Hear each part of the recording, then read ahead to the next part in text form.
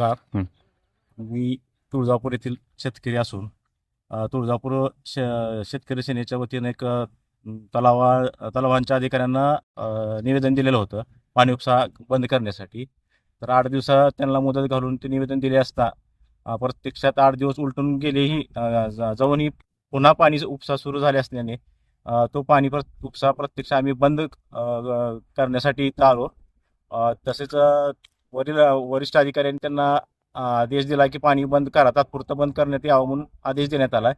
संबंधित अधिकाऱ्यांवर व गुत्तेदारावर सखोल चौकशी करून कायदेशीर कारवाई करण्यात यावी. यासाठी झालेला भ्रष्टाचार उघड करण्यासाठी आम्ही दिलेली मुदतीच जल समाधी आंदोलन मुदत टाकून दिलेली होती, ती सुद्धा संपवून गेलेली आहे.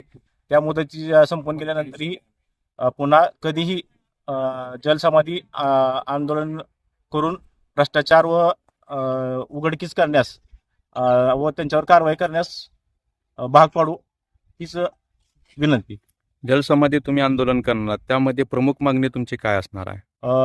गुत्तेदारावर व भ्रष्ट अधिकाऱ्यावर कायदेशीर कारवाई करून त्यांना निलंबित करण्यात यावं आणि पाणी उपसा जो आहे शेतकऱ्याचा, मुक्या जनावराचा, तो कायमस्वरूपी बंद करण्यात यावा.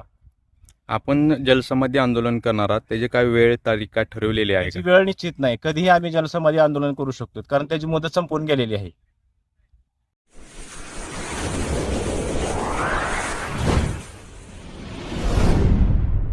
वीर महाराष्ट्र न्यूज चॅनलला लाईक आणि सबस्क्राईब करा. धन्यवाद.